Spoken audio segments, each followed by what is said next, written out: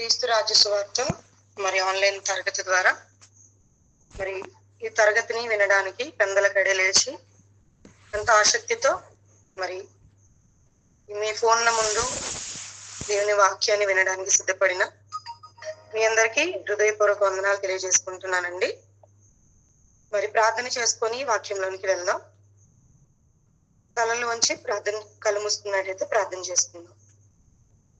అత్యంత కృప, ప్రేమ, కనికరం కలిగిన మా పరలోకపు కన్న తండ్రి, ఈ ఉదయకాల సమయం అందనైనా ఊపిరితో తండ్రి మేము లేచాము అంటే తండ్రి మీ యొక్క పని ఉందని నాయన మీ యొక్క కృప ద్వారా మాకు తెలియజేసిన విధానానికి మీ వందనములు. మరి మీ పనిని చేయాలనే ఆలోచన కలిగిన మేము దినమున తండ్రి లేచిన నాటి నుండే మీ వాక్యం వీటిలో తండ్రి మరి నీ పిల్లలైన వారు చూపించిన ఆసక్తి విషయమే మీకు వందనాలు తెలియజేసుకుంటున్నాము. మరి తండ్రి ఈ ఉదయకాల సమయం అందు మీ మాటలు వినడానికి ఎంతమంది అయితే పిల్లలు తండ్రి సిద్ధపడి ఆన్లైన్ తరగతి ద్వారా తండ్రి తమ హృదయాలను మీ తట్టు తిప్పి ఉన్నారు. చెప్తున్న నాకు తండ్రి సంయోచితమైన జ్ఞానాన్ని అనుగ్రహించి చెప్తున్న ప్రతి మాట తండ్రి మీ మాటగా వారు స్వీకరించి మరి హృదయం అనే మెత్తటి పలకల మీద తండ్రి రాసుకొని భద్రపరుచుకొని మా జీవితానికి కావలసిన ప్రతి ఒక్క మాటను మరి ఒక మార్గంగా తండ్రి మరుచుకొని మీరున్న మహాలోకానికి మరి వారసులుగా మేమందరము ఉండాలని మరి హృదయపూర్వకంగా కోరుకుంటూ మిమ్మల్ని విజ్ఞాపన చేస్తున్నాం తండ్రి. అదేవిధంగా మరి ఇంకా ఎంతమంది అయితే తండ్రి వాక్యం పట్ల ఆసక్తి కలిగి ఉన్నారు, వారి ఆసక్తి విషయమే తండ్రి వారికి ఉన్న అడ్డంకులన్నిటినీ తండ్రి తొలగించి మీ వాక్యం పట్ల ప్రేమ కలిగి మరి మీ వాక్యానికి తండ్రి విధేయత చూపు వారిగా మలచమని వేడుకుంటూ మరి ఒక్కసారి చెప్తున్న నాకు సంయోచితమైన జ్ఞానం ద్వారా మీ మాటలను మీ పిల్లలకి అందించమని వేడుకుంటూ ఈ ప్రార్థన మా ప్రభువు రక్షకుడు యేసుక్రీస్తు వారి అతి శ్రేష్టమైన ఉన్నతమైన నామమున మిక్కిలి వినయంతో బ్రతిమలాడి వేడుకుంటున్నాం మా కన్న తండ్రి, ఆమేన్. మరి ఒక్కసారి చేరవచ్చిన మీ అందరికీ మా ప్రభువైన యేసుక్రీస్తు వారి నామమున వందనాలు తెలియజేసుకుంటున్నానండి. మరి నేడు దేవుని గురించిన మాటలను మీకు చెప్పుటకు దేవుడు దయచేసిన అంశము దేవుని ఇంట కూర్చున్న దయ్యం. దేవుని ఇంట కూర్చున్న దయ్యం. దేవుడు అంటే మనందరికీ తెలుసు, ఆయన మహాశక్తిమంతుడు. మరి అలాంటి శక్తివంతుడైన దేవుడు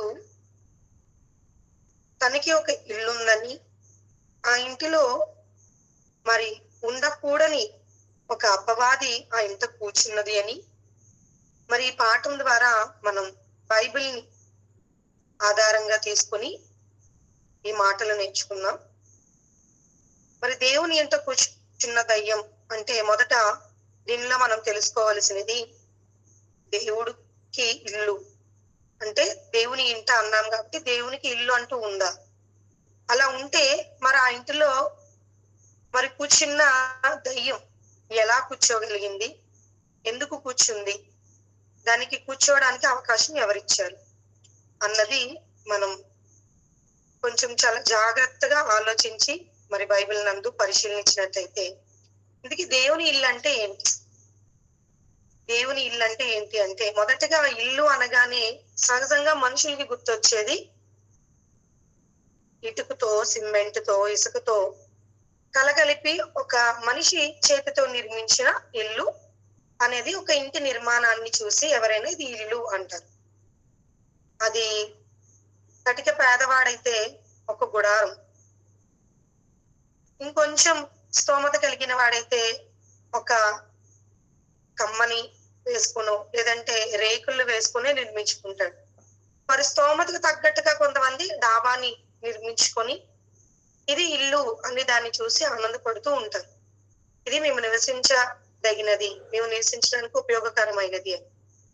మనుషులకి సహజంగా అనుకునేది ఇటుకలతోనో సిమెంట్తోనో కట్టుకునే ఇంటి నిర్మాణాన్ని చూసి ఇది ఇల్లు అని మాట్లాడుకుంటూ ఉంటారు. అందుకే దేవుని ఇల్లు అంటే ఏంటి? దేవుని ఇల్లు ఎలా నిర్మించబడింది? సిమెంట్తోనే నిర్మించబడిందా? అది కూడా మనం అనుకుంటున్నట్టు లేదా మనం నివసిస్తున్నట్టు ఇంటిలానే ఉంటుందా అన్నది మనం ఆలోచిస్తే మరి దాని గురించిన మాట బైబిల్ నందు ఎక్కడైనా దేవుడు రాయించాడా?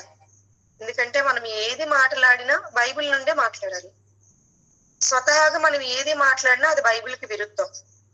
కనుక మరి దేవుని ఇల్లు అంటే ఏంటి? బైబిల్ చెప్పిందా, దేవుడు రాయించాడా లేదా అన్నది మనం జాగ్రత్తగా పరిశీలన చేస్తే, మరి తండ్రి అయిన దేవుడు అపోస్తలుడైన పౌలు గారి ద్వారా హెబ్రీ రాసిన పత్రిక 3వ అధ్యాయము 3వ వచనం నుంచి చూడగలిగితే, హెబ్రీలకు రాసిన పత్రిక 3వ అధ్యాయము 3వ వచనం నుంచి చూడగలిగితే, ప్రతి ఇల్లును ఎవడైనా ఒకని చేత కట్టబడును, సమస్తమును కట్టినవాడు దేవుడే. అంటే ప్రతి ఇల్లు ఎవడైనా ఒకని చేత కట్టబడును, సమస్తమును కట్టువాడు దేవుడే.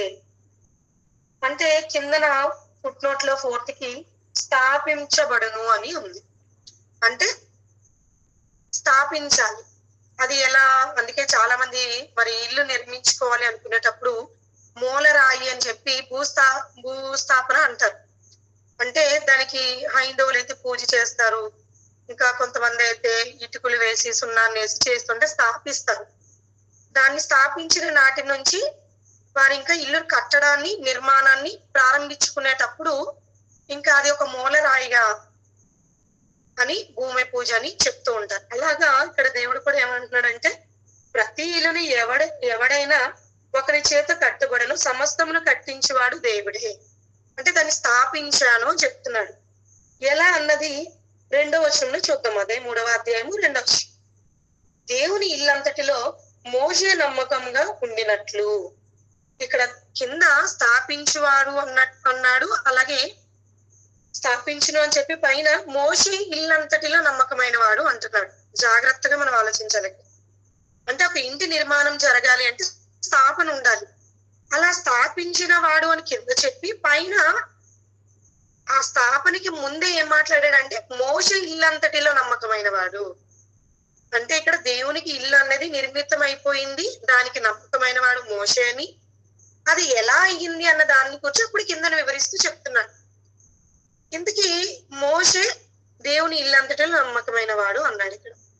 అంటే ఆల్రెడీ నిర్మాణం అనేది జరిగిపోయిందా అంటే మరి జరిగిపోయిందని చెప్తున్నాడు వారి దేవుడు.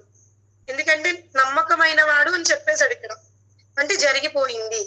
ఇందుకీ మోషే ఇల్లంతటిలో నమ్మకమైన వాడు అనేటప్పుడు ఇందుకీ మోషే ఏమైనా ఇంటిని నిర్మించాడా అన్నది మనం ఆలోచిస్తే, మరి పాత నిబంధనలు ఎక్కడైనా మోషే దేవుని ఇల్లు నిర్మించినట్టుందా అంటే మనకి ఎక్కడా కూడా కనిపించదు. ఎందుకంటే నమ్మకమైన వాడు అన్నాడు తప్ప దాన్ని కట్టించిన వాడు అనలేదు దేవుడు. అంటే మరి మోషే కట్టించలేదు అని అర్థమైంది. మరి కట్టించిన వారు ఎవరైనా ఉన్నారంటే మన బైబిల్ ప్రకారంగా మరి దావీదు మనకి బాగా తెలుసు. ఆయన కట్టించాలి అనుకుంటాడు కానీ దేవుడు తన కుమారుని చేత కట్టించమని దావీదుకు ఆజ్ఞయిస్తాడు. మరి మోషేకి మరి దావీదు గారికి వ్యత్యాసం చాలా ఉంది. మరి అలాంటప్పుడు తన ఇల్లంతటిలో నమ్మకమైన వాడు మోషే ఎలా అయ్యాడు అంటే, ఒకనాడు ఇశ్రాయేలీల జనాంగాన్ని మరి దేవుడు తన పిల్లలుగా ఏర్పాటు చేసుకోవడం మనందరికీ తెలుసు. మరి ఏర్పాటు చేసుకున్నప్పుడు వారిని ఎవరికి అప్పగించాడు ఆ బాధ్యతని, సంరక్షించే బాధ్యతని అంటే మనందరికీ తెలిసిన విషయమే మోషే గారికి అప్పచెప్పాడు. అంటే ఇక్కడ మనకి అర్థం అవ్వాల్సింది, మోషే ఇల్లంతటిలో నమ్మకమైన వాడు అంటే ఏ ఇల్లు అంటే తన పిల్లలని, తను కావాలి అనుకునే ఒక జనాంగాన్ని మోషే చేతికి అప్పగించి దాన్ని సంరక్షించి నడిపించి ఆజ్ఞని జారీ చేశాడు. కనుక ఆ పిల్లల విషయమే దేవుడు చెప్తున్న మాట ఇక్కడ, మోషే ఇల్లంతటిలో నమ్మకమైన వాడు. అంటే ఇశ్రాయేలీల జనాంగాన్ని దేవుడు ఏమంటున్నాడు అంటే తన ఇల్లుగా ఇక్కడ మనకి చెప్పడం జరుగుతుంది. అందుకే దేవుడు కూడా ఇశ్రాయేలీలో సహవాసం చేయాలనుకున్నాడు ఆ రోజు. ఎందుకంటే అదే తన ఇల్లు కనుక. ఈ రోజు మనము కూడా ఎంతో చక్కగా ఒక ఇంటిని నిర్మించుకున్నాము అనుకునేటప్పుడు ఆ ఇంటి నిర్మాణం జరిగిన తర్వాత ఆ ఇంటిలో నివసించాలి అనుకుంటాం. అది మన ఆశ. అందుకే ఎంతో కష్టపడి ఇంటిని నిర్మాణం చేసుకుంటాం. అలాగే ఆనాడు ఇశ్రాయేలీల జనాంగాన్ని కూడా దేవుడు ఏర్పాటు చేసుకొని తన పిల్లలుగా, తన జనముగా, తన సొత్తుగా మరి దేవుడు మలుచుకున్న తర్వాత ఏ రోజు కూడా తన ఇంటిగా పిలువబడుతున్న జనాంగాన్ని విడిచి దేవుడు ఉండాలనుకోలేదు. అందుకనే ఆనాడు ఇశ్రాయేలీయుల జనాంగంతో దేవుడు ఎలాగా కలిసి జీవించాడు అంటే మందసం. అందుకే ఒక మందసాన్ని నిర్మించి ఆ మందసాన్ని ఎక్కడికి వెళ్తే అక్కడికి వారితో పాటు తీసుకొని వెళ్ళమని దేవుడు వారికి ఆజ్ఞాపించాడు. అలా ఆజ్ఞాపించి వారితోనే మందసము ద్వారా ఆనాడు నివాసం చేశాడు. నివాసం చేశాడు కనుకనే ఆ జనాంగానికి ఒక అధికారిగా, ఆ జనాంగాన్ని నడిపించే ఒక నాయకుడుగా మోషేని ఎన్నుకోవడం జరిగింది. ఆ జనాంగాన్ని నడిపించే దిశలో మరి మోషే గారు కూడా మరి దేవుని పట్ల కృపను పొందుకున్నవాడుగా, అంటే ఒక మంచి విజయాన్ని సాధించిన వాడుగా దేవునికి కనపరుచుకున్నాడు కనుకనే తన ఇల్లంతటిలో నమ్మకమైన వాడుగా మోషేని దేవుడు పిలిచాడు. అది ఇక్కడ మనకి అర్థం అవ్వాల్సిన విషయం అని చెప్తూ ఇప్పుడు మనం కింద నుంచి మళ్ళీ చదువుదాం. హెబ్రీ పత్రిక 3వ అధ్యాయం 3వ వచనం. ప్రతి ఇల్లును ఎవడు ఒకరి చేత కట్టబడినో సమస్తమును కట్టించేవాడు దేవుడే. ఇంటి కంటే దాన్ని కట్టిన వాడు ఎక్కువ గంత పొందినట్లు ఆయన మోషే కంటే ఎక్కువగా మహిమకు అర్హుడుగా ఎంచబడెను. ముందు చెప్పబోవు సంగతులకు సాక్షార్థముగా మోషే పరిచారకుడై ఉండి దేవుని ఇల్లంతటిలో నమ్మకముగా ఉండెను. అయితే క్రీస్తు కుమారుడైండి ఆయన ఇంటి మీద నమ్మకంగా ఉన్నాడు. ధైర్యమును నిరీక్షణ వల్ల ఉత్సాహమును తుదముట్టకు స్థిరముగా చేపట్టిన ఎడల మనమే ఆయన ఇల్లు. ఇందాక నేను ఏదైతే చెప్పానో దాని అంతటికి చక్కగా ఈ వివరణ అంతా మనకి ఈ అధ్యాయంలో చదువుకుంటే ఇప్పుడు మనకి వచ్చేసిందని చెప్పుకోవాలి. ఎందుకంటే మోషే నమ్మకమైన వాడు, అంతకంటే నమ్మకమైన వాడు యేసుక్రీస్తు వారని చెప్తూ కిందకు వచ్చేసరికి ఎవరని చెప్తున్నాడు? మనమే ఆయన ఇల్లు. మరి పాత నిబంధన మరి తండ్రి అయిన దేవుడికి ఎవరి ఇల్లు అంటే ఇశ్రాయేలీ ఇల్లు. మరి క్రొత్త నిబంధనకు వచ్చేసరికి ఇదిగో అన్యజనులుగా పిలువబడుతున్న మనము కూడా ఆయన ఇల్లే అని దేవుడు చెప్తున్నాడు. ఇదే మాటని మరొక మరి గ్రంథంలో చూద్దాం. కొరింథీకి రాసిన 2వ పత్రిక అపోస్తలుడైన పౌలు గారు కొరింథీ పట్టణంలో ఉన్న సంఘానికి రాస్తున్న పత్రిక 6వ అధ్యాయము 18వ వచనం. ఇక్కడ ఏమని దేవుడు సెలవిచ్చాడు అంటే, దేవుని ఆలయములకు విగ్రహములతో ఏమి పొందిక, మనము జీవము గల దేవుని ఆలయమై ఉన్నాము. ఇక్కడ ఏం చెప్తున్నంటే దేవుని ఆలయమునకు విగ్రహములతో ఏమి పొందిక, మనము జీవము గల దేవుని ఆలయమై ఉన్నాము. ఈ రోజు సహజంగా మనుషులందరూ కూడా దేవుని ఆలయం అనగానే మొదట గుర్తొచ్చేది ఇదిగో ఒక 4 గోడలతో చక్కగా సిద్ధపరిచిన ఒక ప్రాంగణాన్ని చూసి దానిపైన సిలువ గుర్తు పెట్టి మరి అది ఎంతో పరిశుద్ధమైన స్థలంగా భావించి ఇది దేవుని ఆలయము అని ఈ రోజు చాలా మంది మాట్లాడుతూ ఉంటారు. అలా మాట్లాడుతున్న వారికి ఇక్కడ దేవుడే చెప్తున్న సమాధానం ఏంటంటే, దేవుడికి విగ్రహములతో ఏమి పొందిక అని చెప్పి దేవుడికి ఎలాంటి ఆలయం కావాలంటే జీవము గల ఆలయం కావాలి. అంటే ఇప్పుడు 4 గోడలతో నిర్మించిన, సిమెంట్తో నిర్మించిన ఒక ఆలయం లేదా రేకులు వేసిన ఆలయం ఇలాంటిది జీవం కలిగినదా అంటే అది నడవగలదా? ఆలయం మాట్లాడగలదా అంటే మాట్లాడలేదు. అది ఒక కేవలం మనిషి చేతులతో నిర్మింపబడిన ఒక రూపమైతే కనిపిస్తుంది కానీ దానికి జీవం లేదు. అదే దేవుని ఆలయముగా మరి పిలువబడుతున్న మనకి జీవం ఉందంటే ఉంది. అందుకే కదా ఈరోజు మాట్లాడగలుగుతున్నాము, నడవగలుగుతున్నాము, ఎక్కడికైనా వెళ్ళగలుగుతున్నాం. అంటే జీవము కలిగిన దానిని దేవుడు కోరుకుంటున్నాడు. ఆ కోరుకున్న వాటిలోనే దేవుడు నివసించాలనుకుంటున్నాడు. అందుకనే చక్కగా దేవుని ఆలయమునకు విగ్రహములతో ఏమి పొందిక, మనము జీవము గల దేవుని ఆలయమై ఉన్నాము. అందుకు దేవుడు ఇలాగూ సెలవిచ్చుచున్నాడు, నేను వారిలో నివసించి సంచరించుతును, నేను వారి దేవుడిలో ఇందును, వారి నా ప్రజలై ఇందును. అందుకే ఆనాడు మరి ఇశ్రాయేలీయుల జనాంగాన్ని దేవుడే నడిపించాడండి. అలా నడిపించి వారితో కూడా సహవాసం చేశాడు.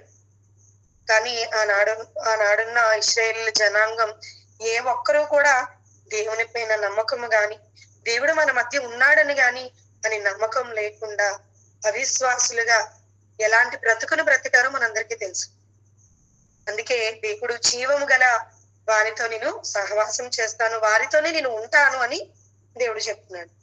అదే మాట మరొక గ్రంథమందు మనం చూడగలిగితే ఎఫెసీ పత్రిక 4వ అధ్యాయము 6వ వచనం.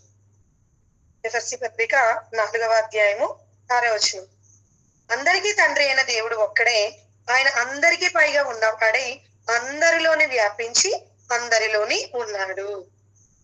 అంటే ఈ రోజు భూమి మీద పుట్టుకొస్తున్న ప్రతి మానవుడు జీవం కలిగిన వాడు, కదలికలు కలిగిన వాడు కనుక అలాంటి మానవుల దగ్గర ఆయన నివాసం చేస్తాను అంటున్నాడు.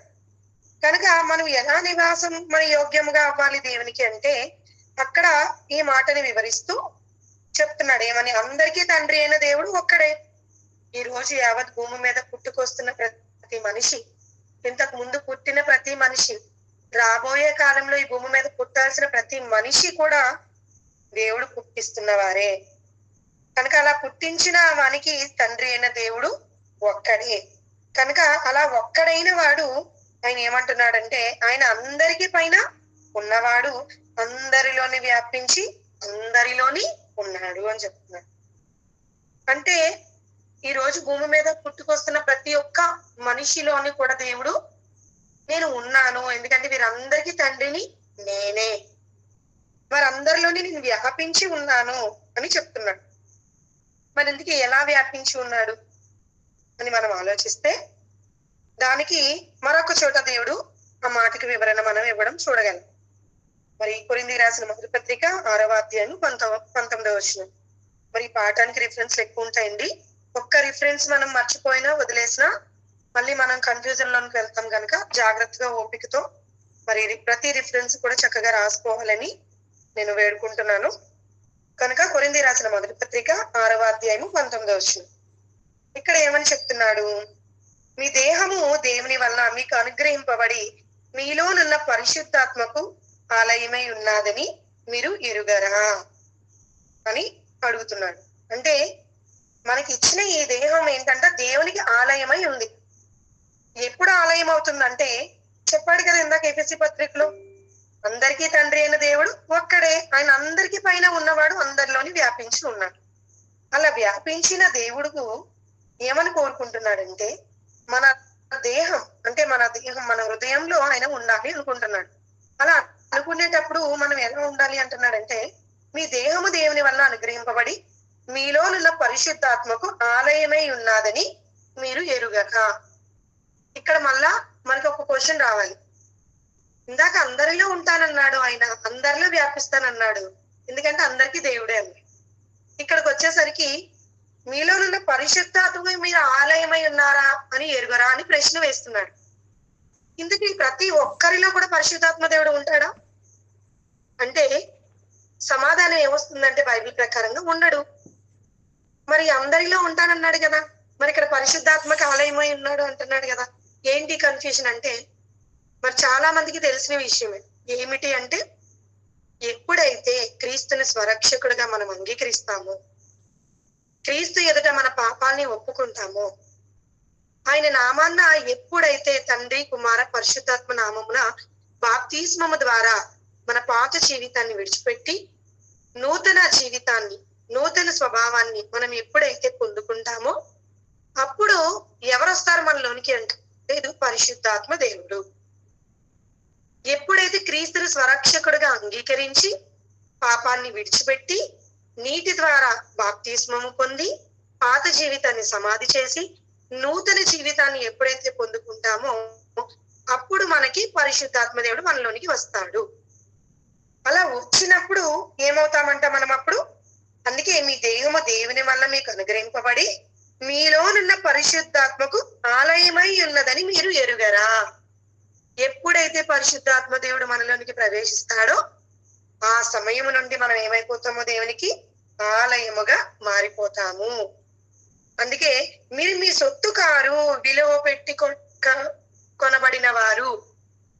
ఎలా మనం దేవుని సొత్తు అయ్యాము అంటే ఇదిగో క్రీస్తు రక్తము ద్వారా మనము పాప క్షమాపణ పొంది ఉన్నాము. క్రీస్తు రాజ నివాసులుగా మనము ఏర్పడిపోయాము. ఎలా? ఇదిగో ఆయన రక్తము ద్వారా. ఆయన మాంసము ద్వారా, ఆయన ప్రాణము ద్వారా మనము విలువ పెట్టి కొనబడిన వారము క్రీస్తు ద్వారా. కనుక ఇక మనము మన సొత్తు కాదు, అంటే మన శరీరము లేదా మనము అని పిలుచుకొనబడుతున్న మనము ఎప్పుడైతే క్రీస్తు రక్తము ద్వారా పాప క్షమాపణ పొంది నూతన జీవితానికి వచ్చేసామో అప్పటి నుంచి ఇక నేను అంటే అది నా పేరు లేదంటే నా వ్యక్తిగత జీవితము కాదు. అప్పటి నుంచి ఎవరం మనం విలువ పెట్టి కొనబడిన సొత్తు ఎవరికి? ఇదిగో యేసుక్రీస్తు వారికి. ఎందుకంటే ఆయన రక్తము ద్వారా, ఆయన రక్తాన్ని చిందించి రక్తాన్ని కార్చి తన ప్రాణాన్ని పణముగా పెట్టి మనల్ని ఆయన సొత్తుగా, ఆయన జనాంగముగా చేసుకుని ఉన్నాడు. ఎప్పుడైతే ఆయన జనాంగముగా మారిపోయామో పరిశుద్ధాత్మ దేవుడు మనలోనికి వచ్చి నివాసము చేస్తాడు. కనుక అలాగా అప్పుడు మనము దేవుని ఆలయముగా మార్చబడతాము. అంటే ఇంతకు ముందు చెప్పిన రెఫరెన్స్లన్నీ అబద్ధం అంటే నిజమే. దేవుడు ఒక్కడే, ఆయన అందరిలోని వ్యాపించి ఉన్నాడు, అందరిలోని ఉన్నాడు. కానీ ఎప్పుడు ఉండగలుగుతాడు అంటే దేవుడు ఎవరు? పరిశుద్ధుడు. మరి పరిశుద్ధ స్థలములో ఏదైనా పరిశుద్ధంగా ఉండాలా, అపవిత్రంగా ఉండాలా? పరిశుద్ధంగానే ఉండాలి.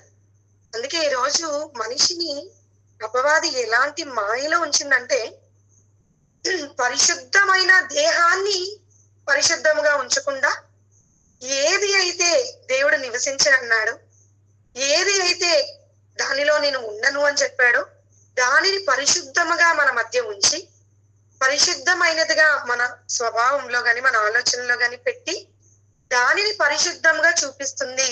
ఏదైతే పరిశుద్ధంగా ఉండాలో దానిని అపవిత్రపరుస్తుంది.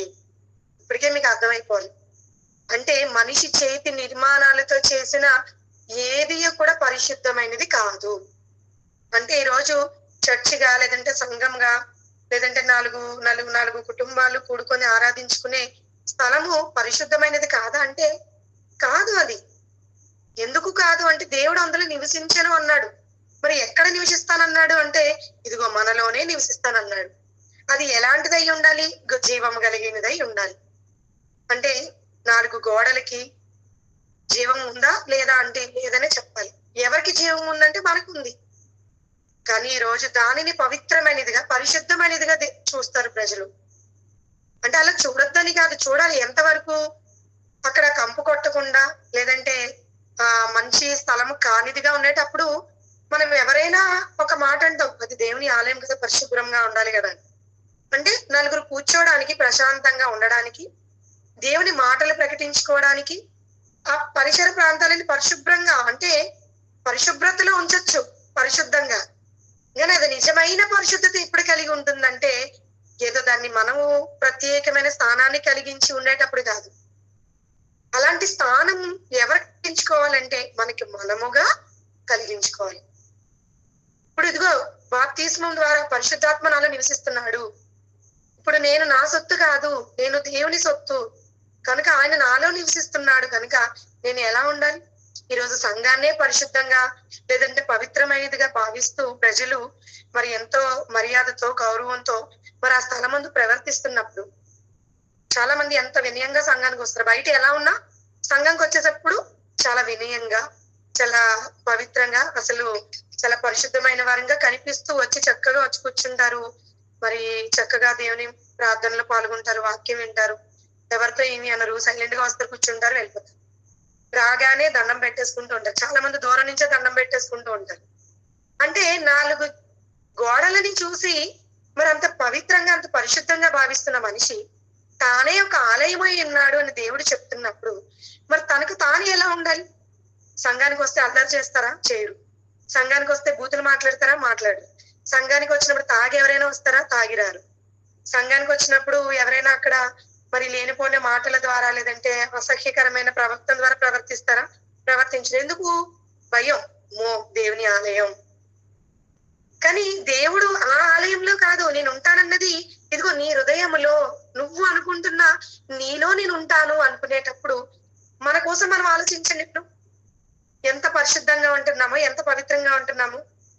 ఈరోజు మనిషి లేచినప్పటి నుంచి పడుకునేంత వరకు మనిషి జీవితాన్ని ఆలోచించుకుంటే కనుక ఏ ఒక్కరైనా అబద్ధం ఆడకుండా ఉంటారా? ఏ ఒక్కరైనా చేయకూడని పనిని చెయ్యకుండా ఉండగలుగుతున్నారా?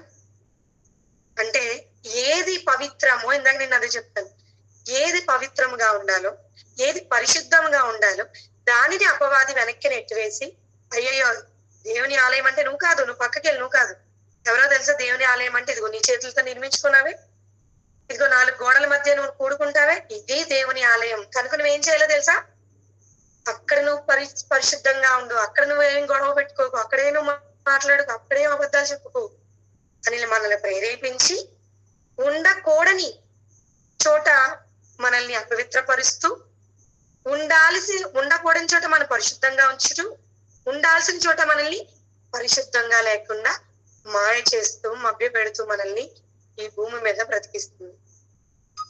అంటే ప్రియులారా, మనం అర్థం చేసుకోవాల్సిన విషయం ఏంటంటే, దేవుని ఆలయము అంటే ఏదో 4 నిర్మాణాలతో, 4 చేతులతో, సిమెంట్తో, లేదంటే ఇసుకతో కట్టిన నిర్మాణం అయితే కాదు. ఇక్కడ అందుకే చాలా క్లియర్ గా చెప్పేశాడు, దేవుని ఆలయము ఎక్కడో లేదు, ఇదిగో మనలోనే. అందుకే మీరే దేవుని ఆలయము, నేను మీ వద్దకు వచ్చి ఆ ఆలయంలో నివసిస్తాను అని దేవుడు చెప్తున్నాడు. అలాంటి దేవుని యొక్క మాటలను ఈరోజు మనిషికి మాయ చేసి మభ్యపెట్టి, అపవాది తన తంత్రముల ద్వారా మరి దేవుని ఆలయాన్ని, అంటే మన హృదయాన్ని ఎంత పాడు చేస్తుందో మనం అర్థం చేసుకోవాలి. ఎలాంటి పరిస్థితులకు గురి చేస్తుందో మనం ఆలోచించాలి. అలా చేస్తూ మరి ఇంకొక చిన్న క్లారిఫికేషన్ మీకు ఇస్తాను ఈ విషయంలో. ఎందుకంటే మళ్ళీ డౌట్ రాకూడదు. అందుకే దేవుడు కూడా మరి పాత నిబంధనలో కూడా ఇందాక నేను చెప్పి ప్రక్కన పెట్టాను ఏమిటంటే, ఒక రోజు ఇశ్రాయేలీయుల జనాంగంతో మరి దేవుడు ఉండాలి అనుకునేటప్పుడు, మరి వారు తన ప్రజలు తన సొత్తు అని పిలువబడినప్పుడు ఇశ్రాయేలీయులు మరి మందసం ద్వారా దేవుడు వారితో ఉన్నాడని ఇందాక మనం మాట్లాడుతున్నాం. అలా ఉండేటప్పుడు ఒకనాడు దావీదు గారికి ఒక ఆలోచన వస్తుంది. ఏంటి ఆలోచన అంటే మనందరికీ తెలిసిన విషయమే కనుక నేను రిఫరెన్స్ చెప్పకుండా నేను మీకు వివరించేస్తున్నాను. మరి దావీదు గారు మరి చక్కగా తన్ని నిర్మింపబడిన మరి భవనంలో ఉంటున్నప్పుడు, దేవుని మందసం ఎక్కడో దూరంగా గుడారంలో ఉంటున్నప్పుడు దావీదు ఆ గుడారాన్ని చూసి బాధ కలుగుతుంది. ఇదేంటి, నన్ను సృష్టించిన వాడి దేవుడు, నాకు అధిపతిగా ఉన్నవాడి దేవుడు, అలాంటి దేవుడు మరి గుడారాల్లో ఉండడం ఏంటి, నేను ఇంత చక్కగా మేడల్లో మిద్దెల్లో ఉండడం ఏంటి, కనుక అలా ఉండకూడదు, దేవుడు నేను బంగారు దేవాలయాన్ని నిర్మించాలి అనుకుని ఆ రోజు ఆ నిర్మాణ యొక్క ఆలోచన మరి వచ్చినప్పుడు, ఆ ఆలోచన దేవుని ముందు పెట్టినప్పుడు దేవుడు దానికి అంగీకరించడు. అలా అంగీకరించకుండా ఏమని చెప్తాడంటే, మరి నువ్వు అయితే నిర్మించాలి అనుకుంటున్నావు, కాదని చెప్పలేదు, అయితే నేను ఇన్ని సంవత్సరాలుగా మీ మధ్య ఉంటున్నాను, ఏ రోజైనా నేను కోరుకున్నానా, నేను అడిగానా అంటే అడగలేదు. ఎందుకంటే చేతి నిర్మాణాల్లో నేను ఉండాలని ఎప్పుడూ అనుకోను, మీలో ఉండాలనుకుంటున్నాను. కానీ నువ్వు చేతి నిర్మాణంలో చేసిన వాటిలో ఉండాలనుకుంటున్నావు కదా, సరే నీ కోరిక నేను ఎందుకు కాదనుకోవాలి, కనుక నీ చేతులతో వద్దు, నువ్వు ఏర్పాటు చేయి, నీ కుమారుడైన సొలొమోను చేత దాన్ని కట్టించు అని చెప్పినప్పుడు మరి అలాగే సిద్ధపాటు చేసి తన మరణాంతరం మరి సొలొమోను గారు మరి బంగారు దేవాలయాన్ని కట్టించడం జరుగుతుంది. అందులో దేవుని మందసాన్ని స్థాపించడం జరుగుతుంది.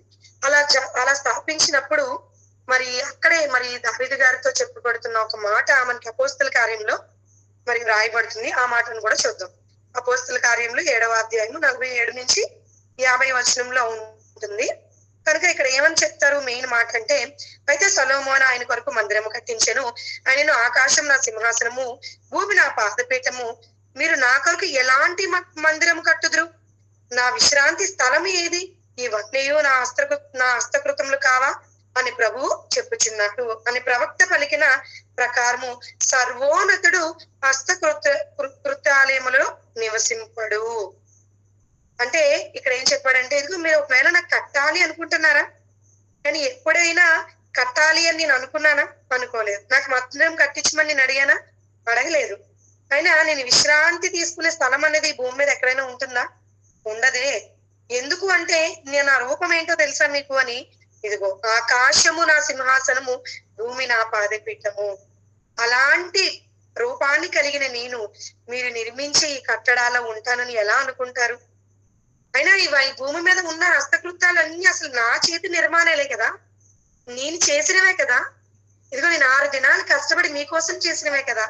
అలా నేను చేసిన వాటిలోనే మీరు నన్ను తీసుకొచ్చి కూర్చోబెడతానంటే ఈ పట్టజాలని విస్తారమైన ఈ శరీరంతో నేను ఎలా ఉండగలను? కనుక ఇలాంటి వాటిలో నేను ఎన్నటికీ కూడా ఉండను అని, ఒకవేళ కట్టిన మానవులుగా ఆయన పిల్లలుగా ఆలోచన వచ్చి అయినా కూడా నేను అందులో ఉండను అనే ఒక క్లారిటీ ఇచ్చేసాడండి. ఇచ్చేసి ఇంకా తన రూపాన్ని కోసం కూడా ఇక్కడ మనకి చెప్పడం మనం ఆలోచించదగ్గ విషయం. ఇంతకీ ఎలాంటి రూపం అని చెప్పాడు ఇక్కడ? ఇదిగో ఆకాశము నా సింహాసనము, భూమి నా పాదపీఠము. అంటే ఎంత మహారూపము అయి ఉంటుంది దేవుడిది. ఈరోజు భూమి చాలా పెద్దదిగా మనిషి అనుకుంటాడు.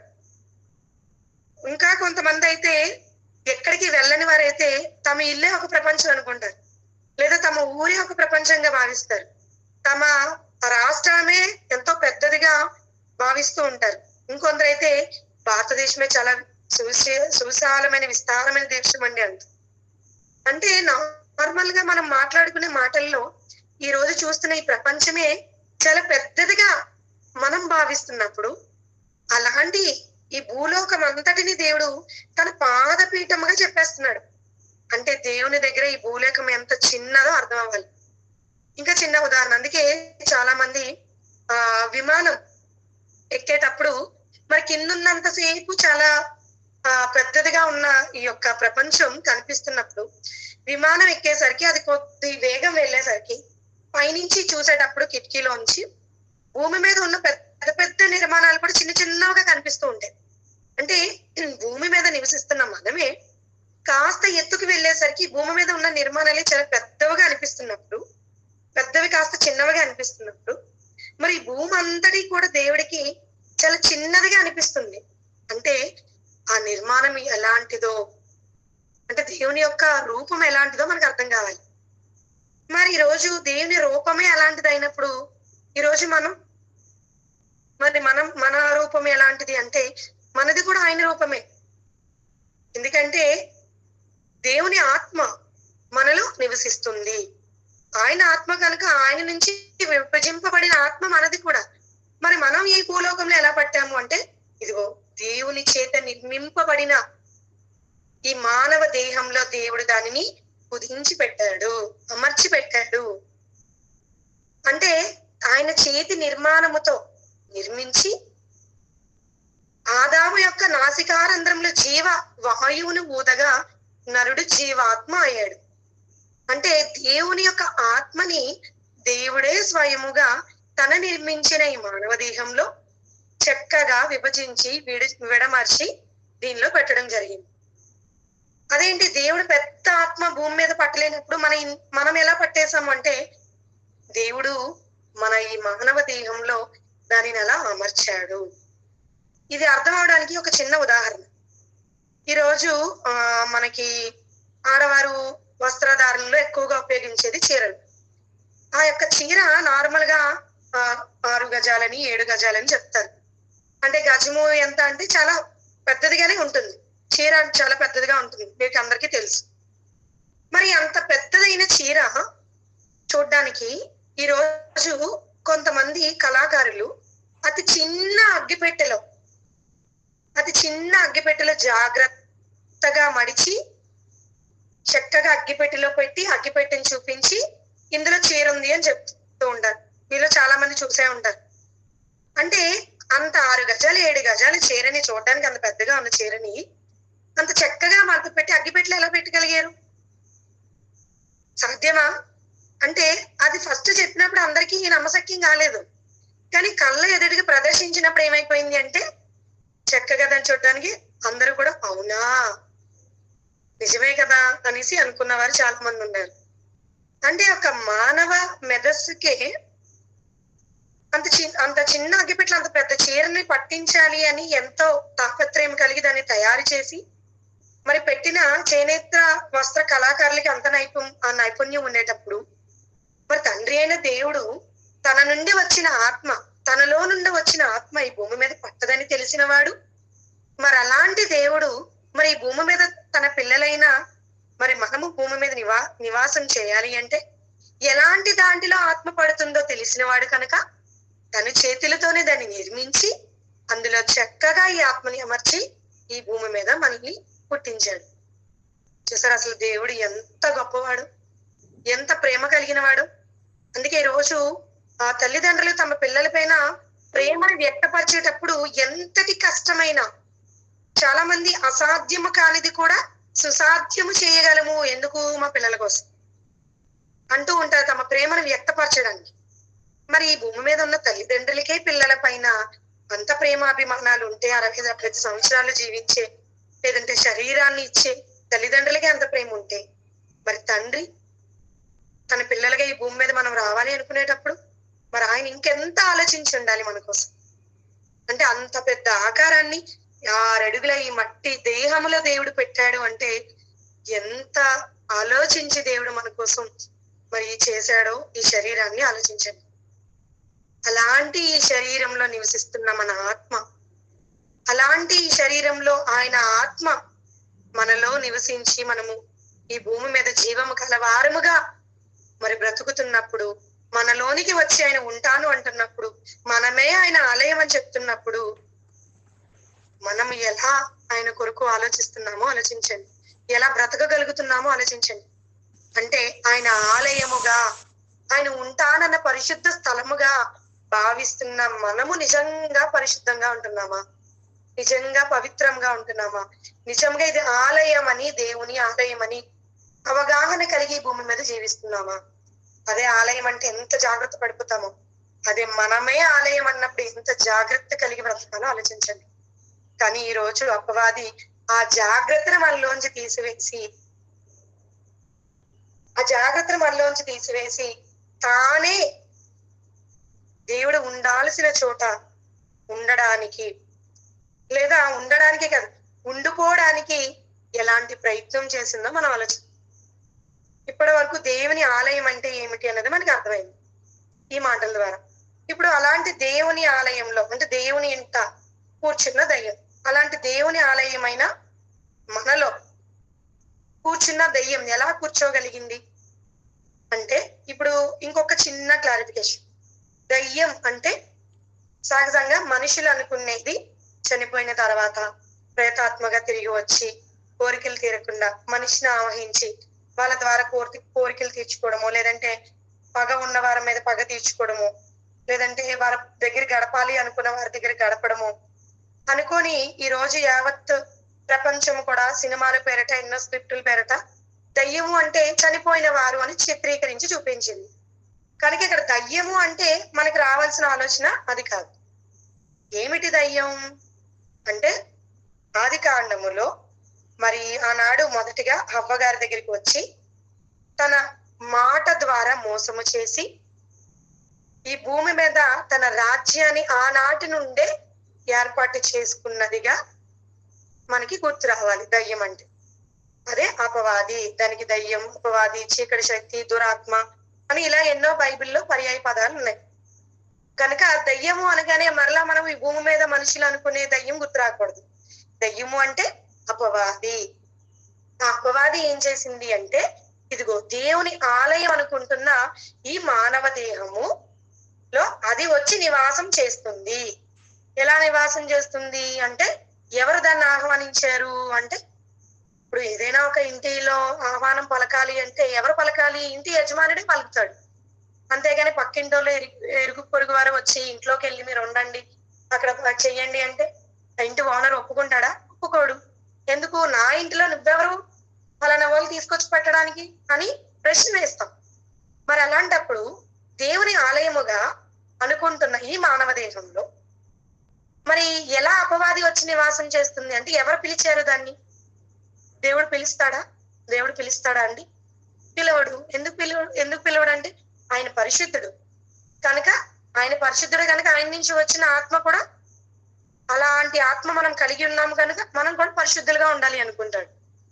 కనుక పరిశుద్ధత దగ్గర పరిశుద్ధతకి చోటు ఉండదు కనుక ఆయన పిలవడు. ఎవరు పిలవాలి అంటే, ఇదిగో ఎవరి సొంత గృహాన్ని ఎవరైతే ఇతరులు పిలవాలి అనుకుంటారో బయట వారి పిలిస్తే ఒప్పుకోరో రానివ్వరో, ఇది కూడా అలాగే మన దేహంలోని మనమే నేరుగా అపవాదికి ఆహ్వానం పలుకుతున్నాం. ఎలా పలుకుతున్నాం అంటే చూద్దాం ఆ మాట కూడా. దాని అపవాది చెప్తున్న మాట కూడా చూద్దాం. అదే దశలోనికి రాసిన 2వ పత్రిక 2వ అధ్యాయము 4వ వచనం. దశలోనికి రాసిన 2వ పత్రిక 2వ అధ్యాయము 4వ వచనం.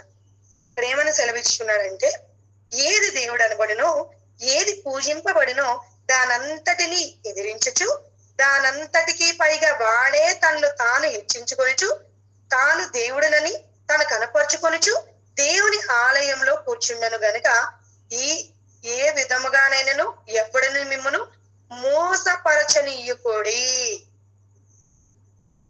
చాలా క్లారిటీగా చెప్పేశాడు. ఏమని? ఏది దేవుడు అనబడనో, ఏది పూజింపబడనో దానంతటిని ఎదిరించచ్చు, దానంతటికీ పైగా వాడే తనను తాను హెచ్చించుకొనుచు, తాను దేవుడినని తను కనుపరుచుకొనుచు. అంటే తనకు తానే హెచ్చించేసుకుంటున్నాడు అపవాది అంటే హెచ్చించుకుంటున్నాడు. ఎలా హెచ్చించుకున్నాడు అంటే మనందరికీ తెలిసిన విషయమే. పరలోకమందు దేవుడు తన దూతలతో చక్కగా నివాసము ఉంటున్నప్పుడు అక్కడ జరిగిన సంఘటన.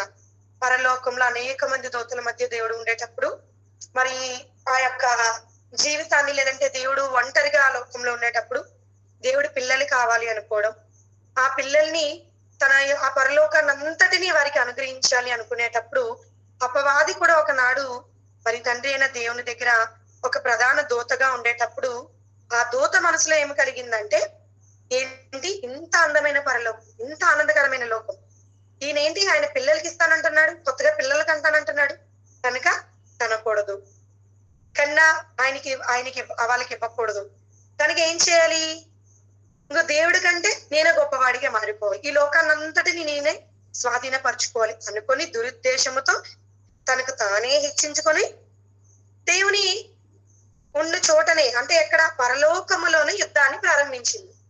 అలా ప్రారంభించి తిరుగుబాటు చేసి ఓడిపోయి పాతాళానికి నెట్టివేయబడింది. అంటే తను తాను హెచ్చించుకోవడం ఎక్కడ మొదలైందంటే పరలోకమందే అది ప్రారంభమైంది. అందుకే తను తాను హెచ్చించుకోవడం ఎప్పుడైతే మొదలు పెట్టిందో అపవాది, వెంటనే దేవుడు దానిని పాతాళానికి గెంటి వేశాడు. అలా గెంటి వేసిన అపవాది ఇక్కడికి వచ్చిన తర్వాత ఏమైనా ఊరుకుందా? తను హెచ్చించుకున్న తర్వాత, ఓడిపోయిన తర్వాత, పాతాళానికి నెట్టివేయబడిన తర్వాత అయ్యయ్యో అక్కడైతే పొందుకోలేకపోయాను కనుక నేను భూమి మీదకి వచ్చాను కదా, ఇక్కడ కదా నేనున్నాను, ఇప్పుడు నేనేం చేయాలి, ఏ లోకాన్ని అయితే, ఏ ప్రజలకైతే, ఏ పిల్లలకైతే ఇవ్వాలనుకున్నాడో ఆ పిల్లలనే ఆయనకి కాకుండా చేద్దాం. కనుక ఏం చేయాలి, కనుక వారంతటికి పైన తను తానే హెచ్చించుకొని తానే దేవుడినని కనపరుచుకొని ఈ భూమి మీద తన పనిని తాను ప్రారంభించడం మొదలుపెట్టింది. అదే ప్రారంభం ఎక్కడ? హవ్వ గారి దగ్గర. అక్కడికి వెళ్ళి ఏమని చెప్పింది? మనందరికీ తెలిసిన విషయమే. ఇది నిజమా? ఏమని స్టార్ట్ చేసి, ఇది నిజమా, ఈ తోటల చెట్ల పొలంలో దేనినైనా దేవుడు తినొద్దన్నాడు అన్నాడు కదా, మరి ఒకసారి మీరు తిని చూడండి. తిని చూసినప్పుడు మీకు దేవుడు ఏదైతే చెప్పాడో, అంటే మీరు చచ్చిపోతారు అని, కనుక మీరు చావనే చావరు, ఒకసారి తిని చూడండి అని ఎంత చక్కగా అవ్వని మోసం చేసి తన పనిని ప్రారంభించింది. అంటే అబద్ధము ద్వారా, మోసము ద్వారా తన పనిని ఈ భూమి మీద ప్రారంభించుకుంది. పరలోకంలో హెచ్చించుకుంది, ఈ భూమి మీద ప్రారంభించింది. ఎలా? ఆ మాట కూడా తనకు తానే హెచ్చించుకొని తానే దేవుడినని కనపరుచుకుంది. అందుకే అవ్వగారి దగ్గర చెప్పుతూ, మీరు చావనే చావరని అబద్ధం ద్వారా మీ కన్నులు తెరవబడి మీరు ఎలాగా దేవతలుగా, దేవుళ్ళుగా మారిపోతారు అని చెప్పి తనకు తానే పరిచయం చేసుకొని ఈ లోకానికి పాపాన్ని పరిచయం చేసి పాపాత్ములుగా మార్చేసి కిందకి వెళ్ళేసరికి ఎప్పుడు మాట చెప్తున్నాడు చూడండి. దేవుని ఆలయంలో కూర్చుండును గనుక ఏ విధముగానైనను ఎవ్వడైనా మిమ్మను మోసపరచనీయుకుడి. అంటే పరలోకంలోనే కాదు, భూమి మీదకి వచ్చి మన మీద యుద్ధాన్ని ప్రకటించింది. మొట్టమొదటి జంట, మొట్టమొదటిగా దేవుడు నిర్మించిన తన ఆశలు, తన కోరికలు, తన ఆశయాలకే తన ప్రారంభ పునాది అపవాది వేసుకొని అప్పటి నుంచి పాపము చేయిస్తూ మనుషులలో ఒక దేవునిగా తను తానే హెచ్చించుకుంటూ మనుషులలో జీవించడం ప్రారంభించింది. అంటే ఈ రోజు ఎక్కడైతే పాపం ఉందో, ఎక్కడైతే అబద్ధం ఉందో అక్కడ ఎవరుంటారు? అపవాది. అందుకే దేవుని చేత సృష్టింపబడినది, దేవుని చేత కానిది, దేవుని చేత కలిగినది ఎవరి వల్ల కలిగిందని దేవుడు చెప్పాడు? అపవాది. అందుకే అబద్ధానికి జనకుడు ఎవరు అంటే అపవాది. యోహాను సువార్తలో చెప్తాడు కదా, అబద్ధానికి జనకుడు. అంటే అబద్ధం ఎప్పుడైతే మనం ప్రారంభించామో, ఎప్పుడైతే పాపము చేయడం ప్రారంభించామో మన జీవితంలో, అప్పుడు ఎవరుంటారు మనలో? అపవాది.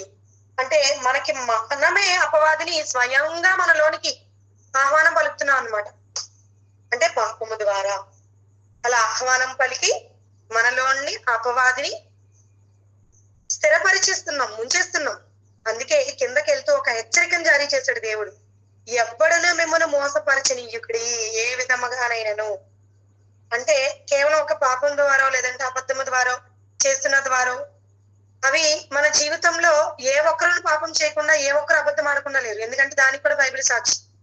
భూమి మీద ఏ ఒక్కడు కూడా పాపం చెయ్యని వాడంటూ ఎవరు లేరు, ఏ ఒక్కడు అబద్ధం ఆడని వాడంటూ లేరు. అందరూ అబద్ధములో పాపంలో ఉన్న సరే దేవుడు అనుగ్రహించిన మేలు కొందరు కూలైన వారు కనుక నేను ఆడని వాడను, నేను పవిత్రుడిని అనుకుంటే దేవుని మనం మోసం చేసిన వాడిగా మారిపోతాం.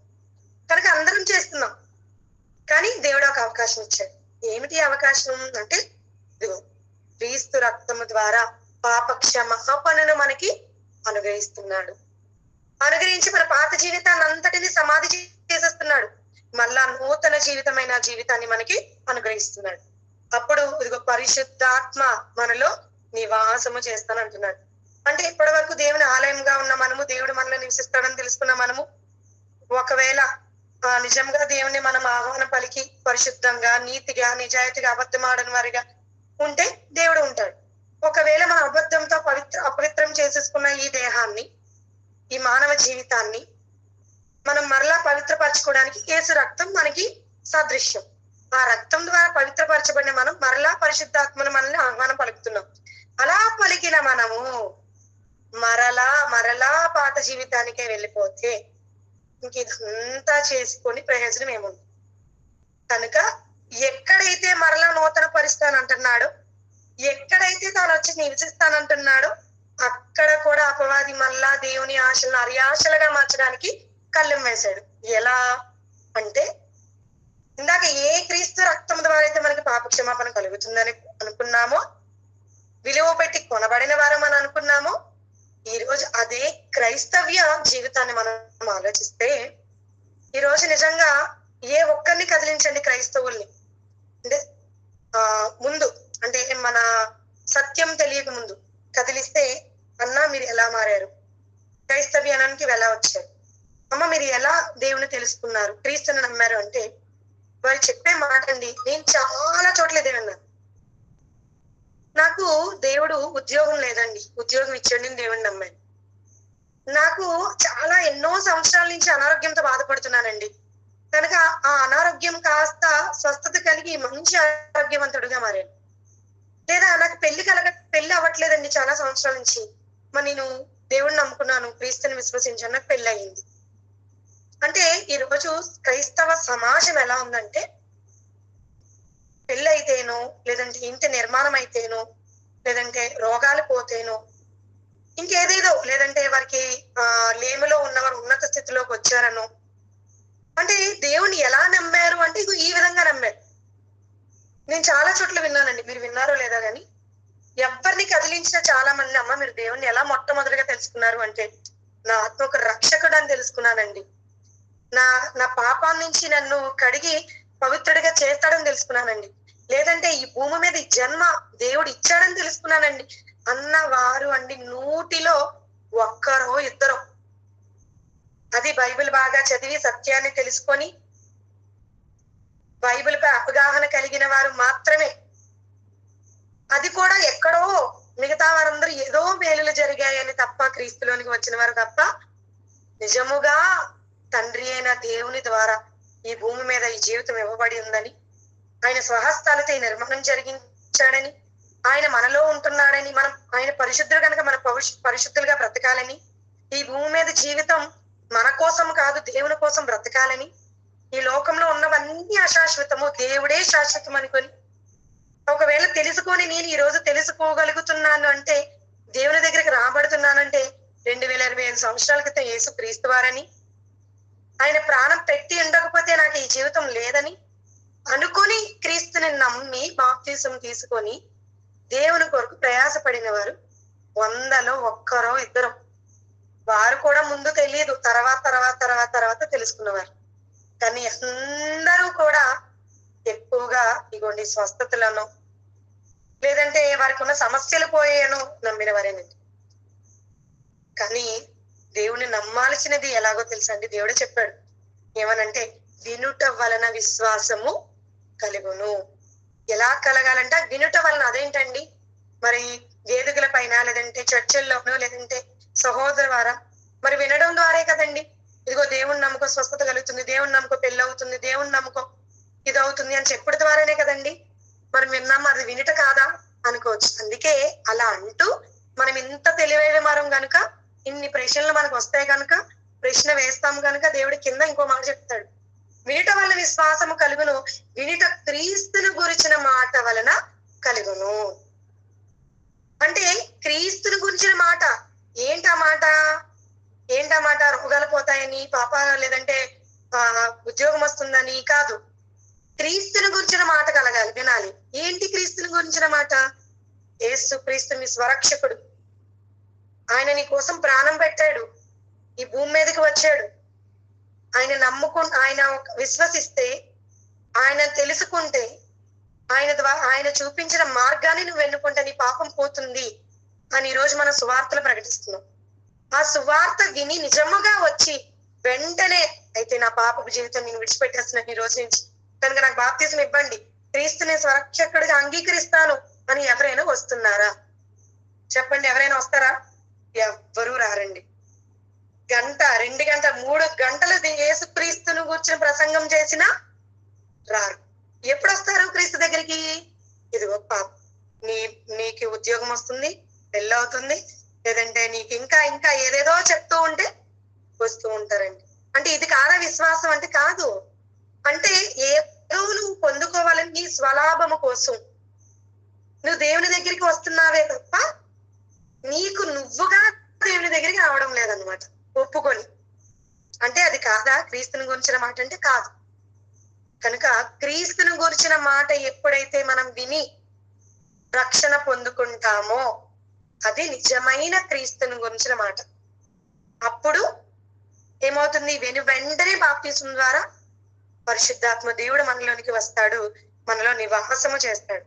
కనుక ఈ రోజు అపవాది ఎలా మలిచిందంటే, ఇదిగో విశ్వాసము ఎలా కలుగుతుందంటే క్రీస్తుని గురించిన మాట కాదు, స్వస్థతల ద్వారా ఇలా కలుగుతుంది. అలా కూడా ఎలా అంటే ఇదిగో ఈ రోజు చెప్పే బోధలు కూడా అలాగే ఉన్నాయండి, చెప్తున్న మాటలు కూడా అలాగే ఉన్నాయి. ఈ రోజు ఎవరు ఈ మాటల ద్వారా ఎక్కువగా ప్రజల్లోకి వెళ్తున్నారంటే, ఎక్కడ చూసినా స్వార్థ సభలు అని పెడతారు తప్ప అందులో ఏముంటుందంటే క్రీస్తుని కూర్చున్న స్వార్థ తక్కువ, సొంతగా చెప్పుకునే స్వార్థలు ఎక్కువైపోతున్నాయి. అంటే వారి జీవిత చరిత్రను, వారు ఎలా వచ్చారనో, ఎలా ఇదయ్యారనో. ఇంకా ఏం పెడతారంటే స్వస్థత సభలను పెడతారు. అందులో ఏం జరుగుతాయంటే స్వస్థతలు జరుగుతాయని చెప్తారు. వెళ్ళే వాళ్ళు కూడా అలానే వెళ్తారు. కనుక అందుకే అక్కడ ఎక్కువ మంది కనపడతారు. చూడండి ఎంతమంది, 1000, 2000, 3000. అదే నిజంగా క్రీస్తుని గురించిన మాట చెప్తాము రెండమ్మ అంటే ఎవరైనా వస్తారా? అక్కడ చాలా తక్కువ మంది ఉంటారు. అంత ఎక్కువ మంది ఎవరు రారు. ఎందుకు? మనిషికి ఏదైనా స్వలాభం కావాలి, తనకి ఏదైనా లాభం చేకూరుతుంది అంటే ఖచ్చితంగా వస్తాడు. ఏ లాభం అయి ఉంటది అంటే ఈ భూమి మీద ఉన్న లాభాలే కావాలి వాళ్ళకి తప్ప దేవుడు అనుగ్రహిస్తానన్న పరలోకం అవసరం లేదు. అందుకే ఈ మాటను గూర్చి దేవుడు హెచ్చరిస్తూ ఒక మాట చెప్తాడండి. ఆ మాటని ఒకసారి మనం చూద్దాం. తిమోతికి రాసిన మొదటి పత్రిక 6వ అధ్యాయం 9-10 వచనములు. తిమోతి గారు రాసిన మొదటి పత్రిక, క్షమించిన పౌలైన తిమోతి గారు, అపోస్తులైన పౌలు గారు తిమోతికు రాస్తున్న మొదటి పత్రిక 6వ అధ్యాయము 9-10 వచనములు. ధనవంతులగుటకు ఆపేక్షించేవారు సుఖంలోను ఊరిలోను అవివేక యుక్తములను హానికరములైన అనేక దురాశలలోను పడుదురు. అట్టి మనుషులు నష్టంలోను నాశనంలోను ముంచివేయను. ఎందుకనగా ధనాపేక్ష సమస్తమైన కీడులకు మూలము. కొందరు దాన్ని ఆశించి విశ్వాసము నుండి తొలగిపోయి నానా బాధలతో తమ తామే పాడు చేసుకునేది. ఇక్కడ నిజంగా అండి ఈ వచనాన్ని వివరించుకుంటే మనకు సమయం సరిపోదు కనుక నేను త్వరగా చెప్తాను. ధనవంతులొకటకు ఆపేక్షించేవారు అంటే ఈ రోజు మేలులు జరుగుతాయని, అలాగే అవివేక యుక్తములను హానికరమైన అనేక దురాశలలోను పడిపోతారు. అంటే ఆ మేలులు ఈ మేలులు పొందుకోవాలని అనుకుంటా ఉంటారండి. అలా అనుకొని ధనాపేక్ష సమస్తమైన కీడులకు మూలము అని చెప్తూ కిందకు వచ్చేసరికి కొందరు దాన్ని ఆశించి విశ్వాసము నుండి తొలగిపోయి, ఏదైతే విశ్వాసం అని బైబిల్ చెప్పిందో ఆ విశ్వాసం అన్న దాన్ని పక్కన పెట్టి విశ్వాసం కాని దాని విషయమై విశ్వాసం అని భ్రమపడి క్రీస్తుని నమ్ముకొని క్రీస్తులోనికి వస్తున్నారు. చివరి వరకు అదే విశ్వాసంలో బ్రతికి మరణిస్తున్నారు తప్ప నిజమైన విశ్వాసాన్ని విశ్వసించి నిజమైన విశ్వాసంలో నడిచే మార్గాన్ని మరిచి ఈ రోజు భూమి మీద మనుషులు బ్రతుకుతున్నారు. ఇది నిజంగా వాస్తవమైందండి. నిజంగా చెప్పటానికి కఠినంగా ఉన్నా, వినడానికి హృదయానికి ఈ మాట చాలా కఠినంగా అనిపించినా తప్పక ఈ మాటని మన హృదయాన్ని చక్కగా భద్రపరచుకోవాలి. ఎందుకంటే దేవుని వాక్యమైనది దేవుని రెండంచులు కలిగి అడ్డం. అది మనం చెప్పేవారికైనా వినేవారికైనా నిలువుగా చీలుస్తుంది. కనుక అదేంటి ఇప్పటి వరకు మన విశ్వాసం కాదా, ఇదే విశ్వాసమా అనే ఆలోచనలు కూడా మనకు వస్తాయి. కానీ ఇది నిజం, నమ్మాలి దీన్ని. ఎందుకంటే ఇలా నమ్ముకుంటే మనం విశ్వాసపరులము కాదు. ఎలాంటి విశ్వాసం? ఏదో ఆశించి మనం విశ్వసిస్తే విశ్వాసం కాదండి. ఏ ఆలోచన లేకుండా, ఎలాంటి మనకి కావాలి ఈ భూమి మీద పొందుకోవాలని ఆలోచన లేకుండా మనం ఉండాలి. కోరుకోవాలి ఒకటి. ఏంటి ఆ కోరిక అంటే పరలోకం. అందుకే మరి మనందరికీ తెలిసిన వ్యక్తి ఎవరు? ఆయన అబ్రహాం గారు. ఆయన ఏమని పిలువబడ్డారు? విశ్వాసులకు తండ్రి. ఎలా విశ్వాసులకు తండ్రి? ఈ భూమి మీద ఏదో పొందుకుంటానన్న విశ్వాసులకు తండ్రి కాలేదైనా. ఇదిగో ఎన్నడూ ఆయన చూడని, ఎన్నడూ ఆయన కళ్ళతో చూడలేనిది, పొందలేనిది ఏదైతే ఉందో దానిని విశ్వాసం అంటున్నాడు. అంటే ఎబ్రీ పత్రికలో చెప్తాడు కదా, మీ కళ్ళకు చూడనిది కనబడినది మీరు నమ్మినప్పుడు మీరు విశ్వాసులు. అంటే ఈరోజు పరలోకం ఉందా అంటే మనం చూడలేదు. ఎలా నమ్ముతున్నాము అంటే ఇదిగో దేవుని మాట. ఆ మాటని బట్టి మనం విశ్వసిస్తున్నామా? అయితే ఆ పరలోకం ఉందని నమ్మాలి, ఆ పరలోకానికి వెళ్ళాలి అని ఆశపడాలి. దాని కొరకు ఈ భూమి మీద మనము ప్రయాసపడాలి. అందుకే యేసుక్రీస్తు వారు ప్రకటన గ్రంథంలో ఏ ఒక్కరూ కూడా ఇలాంటి ఆశతో ఇలాంటి కోరికతో లేకుండా దేవుణ్ణి బయట పెట్టి అపవాదిని లోపలికి ఆహ్వానించి బ్రతుకుతున్నారు. కనుకనే ప్రకటన గ్రంథము 3వ అధ్యాయం 20వ వచనంలో చెప్తున్నమాట, ఇదిగో నేను తలుపు నొద్ద నిలుచుండి తట్టుచున్నాను, ఎవడైనను నా స్వరము విని తలుపు తీసిన ఎడల నేను అతని యొద్దకు వచ్చి అతనితో నేనును నాతో కూడా అతను భోజనము చేయుదము. అంటే ఇదిగో దేవుని పక్కన పెట్టేశారు, దేవుని బయటికి పంపించేశారు. పంపించేసినప్పుడు ఇదిగో దేవుడు మరలా మన మీద ప్రేమ పోలేదు, మన మీద కృప పోలేదు, మన మీద జాలిపోలేదు కనుక ఇంకా మరలా మరలా మరలా వచ్చి వాక్యమని తట్టుతో మనల్ని తట్టుచున్నా అంటే మన హృదయం దగ్గరికి వచ్చి ఇదిగో వాక్యం ఇప్పుడు నేను చెప్తున్నా. ఈ వాక్యం ఒకవేళ ఇప్పటి వరకు అదే విశ్వాసం అనుకున్నామా? అపవాదిని ఆహ్వానించామా? దేవుని ఆలయం అనుకుని మట్టి గోడలను పూజిస్తున్నామో? కాదు. ఇదిగో వాక్యము ద్వారా ఈ రోజు వచ్చి దేవుడు తట్టుతున్నాడు మన హృదయాల్ని.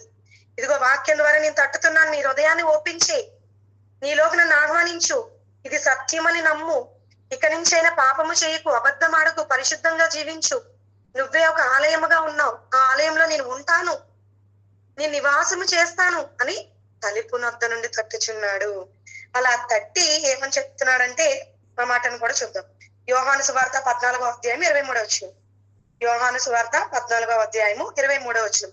యేసు, ఒకడు నన్ను ప్రేమించిన ఎడల వాడు నా మాట గైకొనును. ఇప్పుడు ఈ మాటలు విని దేవుని మనం నిజంగా ప్రేమించిన వారంగా ఉంటే ఈ మాటలన్నిటినీ మనం అంగీకరించి గైకొని అప్పుడు నా తండ్రి వాణ్ణిని ప్రేమించును, మేము వాని యొద్దకు వచ్చి వాని యొద్ద నివాసము చేతుము. ఒకవేళ మారు మనసు పొందుకొని నిజంగా మనం పరిశుద్ధంగా జీవించగలిగితే, దేవుని ప్రేమించగలిగితే ఎవరు వస్తానంటున్నారు?